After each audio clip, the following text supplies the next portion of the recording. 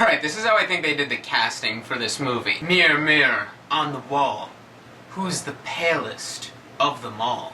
Kirsten Stewart. Miss Stewart, congratulations, you got the part.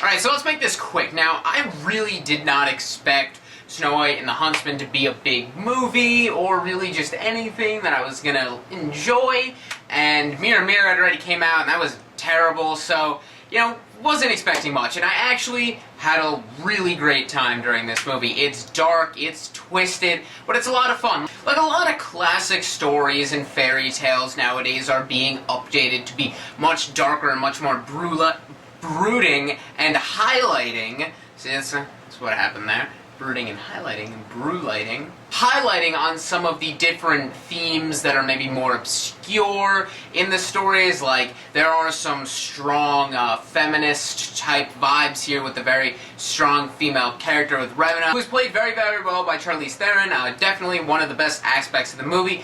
Great villain.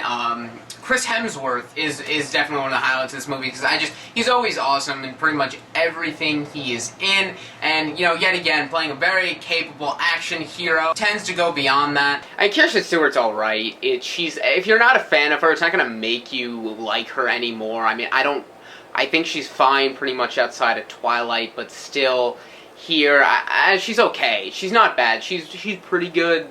Not great, though. I think one of the best parts about the movie is that, like, it's not necessarily really exciting all the time. It's just that the atmosphere is very well done when they're out in the forest, and the stylish visual effects, which are very good. I think that's probably the best part, is it really sucks you into this fantasy world, and that's probably the coolest part. And I think that it's definitely not gender divided, like me and I saw this bunch of guy friends, and they all really enjoyed it, actually, surprisingly, because it's a much darker tone than I think you'd expect from something like this, but in that sense, it's also not very original in the way it tells the story. I mean, it definitely had the opportunity to have a more innovative route, but it didn't quite go there, but it was still good for what it was. I think one of my favorite parts is the dwarves, because they just kind of come out of nowhere, and you kind of forget that it's Snow White for a while, because it's such great casting, because you're sitting there like, is that who? Oh, is that? Oh, wow. You have Bob Hoskins, Ian McShane, Toby Jones, Nick Frost, Eddie Marsan, Ray Winstone,